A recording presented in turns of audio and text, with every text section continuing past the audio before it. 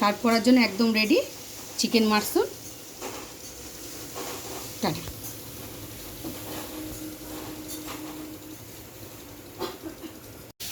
Hello friends, দেখো আমার বাগানে সুন্দর একটা মাশরুম হয়েছে, কত বড়। এর আগেও বেশ বড় বড় 2-3টে হয়েছিল। দেখো, আজকে আমি মাশরুমটাকে একটা নতুন ধরনের রেসিপি করব। তবে এই মাশরুমটার নাম আমি জানি না, এই মাশরুমটার নাম কি বলে, কেউ যদি জানো অবশ্যই আমাকে জানিও। আমার বাগানে এরকম হামেশাই হয়, প্রতি বছর বর্ষাকালেই কম বেশি হয়। নারকেল গাছ আছে তো, নারকেল গাছের গোড়ায় হয়। তাই এগুলোর নাম কী বলে আমি জানি না, যদি কেউ জানো তাহলে আমাকে বলো। এটা কিন্তু বেশ বড় সড়ো হয়েছে, এর আগেরটা কিন্তু একটু বড় হয়েছিল, অনেক বড়। আমার ফটো দেওয়া আছে। যাই হোক, আমি মাশরুমটা আজকে একটা রেসিপি বানাবো। আমি মাশরুমটাকে সবার প্রথম পরিষ্কার করে নেব।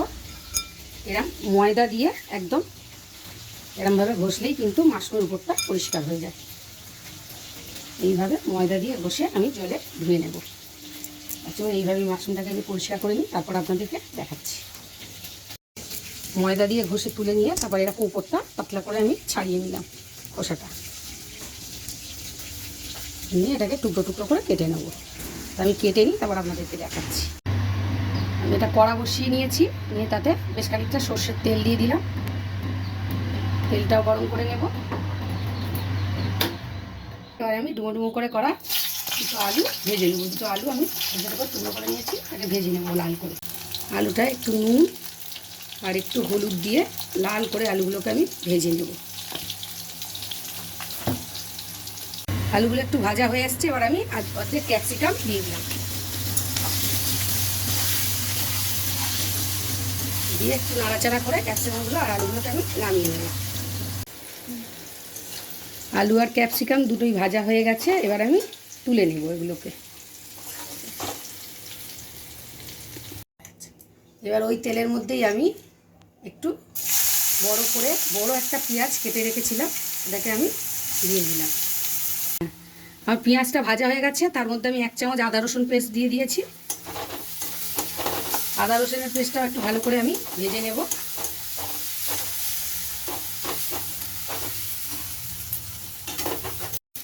আদা রসুন পেস্টটা মোটামুটি ভাজা হয়ে গেছে। এবার আমি তার মধ্যে দিয়ে দেবো একটা বড় টমেটো কুচানো, একদম কুচিয়ে নিয়েছি। টমেটোটা আমি দিয়ে দেব।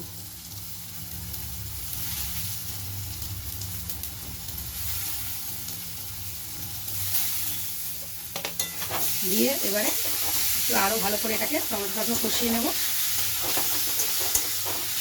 আর এখানে এসে যে আমি কিছু শুকনো মশলা অ্যাড করে দেবো। এখানে আমি 1 চামচ কাঁচা লঙ্কা, শুকনো লঙ্কা আর কাশ্মীরি লঙ্কা একসাথে পেস্ট করে নিয়েছি, সেটা আমি 1 চামচ দিয়ে দিলাম। 1 চামচ হলুদ দিয়ে দিলাম।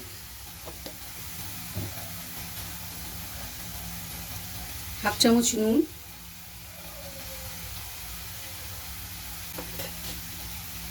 1 চামচ মতো জিরের গুঁড়ো আর 1.5 চামচ মতো ধনের গুঁড়ো দিয়ে দিলাম। এবার আমি মশলাটাকে ভালো করে কষিয়ে নেব। দেবো বেশ 300 মতো চিকেন কিমা, আমি কেটে ভালো করে জল ঝারিয়ে রেখে দিয়েছি। চিকেনগুলো খুব কিমা করব না, এরকম টুকরো টুকরো করে দেব। সলিড চিকেন, একদম বোনলেস দিয়ে দিলাম। দিয়ে এবার আমি এগুলোকে ভালো করে কষিয়ে ঢাকা দিয়ে দেবো।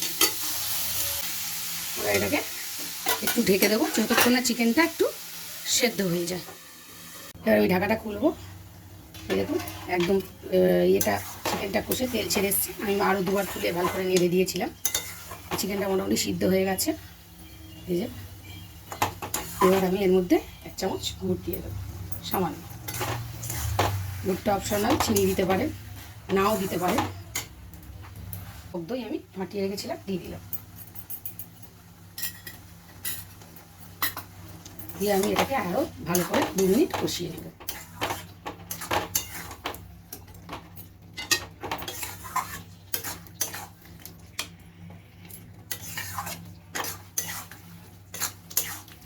মাশরুমগুলো দিয়ে দেবো। মাশরুমগুলো টুকরো টুকরো করে কেটে রেখেছিলাম, দিয়ে দিলাম। এই মাশরুম দিয়ে চিকেনের এই কিমাটা কিন্তু খুব সুন্দর খেতে লাগে। আপনারা কোনো সময় বাড়িতে ট্রাই করে দেখবেন, তাহলে বুঝতে পারবেন যে কতটা টেস্টি হয় খাবারটা। এবার আমি মাশরুমটা দেওয়ার ফলে কিন্তু অনেকটা জল বেরোবে। আমি এটা বেশ হাই ফ্লেমে দিয়ে ভালো করে কষিয়ে নেব।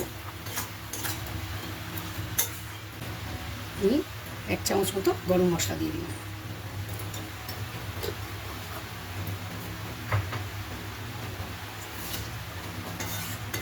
এটাকেও আমি একটু 5 মিনিট ধরে নেড়ে নেড়ে কষিয়ে নেব। মাশরুমটা একটু কষে গেছে, জলটাও অনেকটা ছেড়েছে, জলটা অনেকটা শুকিয়ে গেছে। এবার আমি আলুগুলো দিয়ে দেবো। ভেজে রাখা আলুগুলো দিয়ে দিলাম।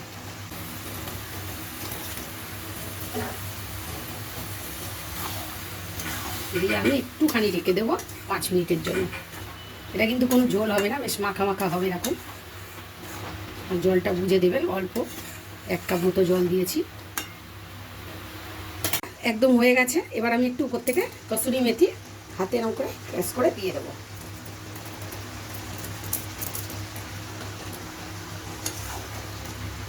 কসুরি মেথিটা দিয়ে একটু নেড়ে,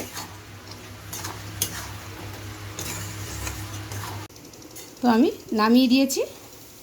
সার্ভ করার জন্য একদম রেডি চিকেন মাশরুম। টাটা।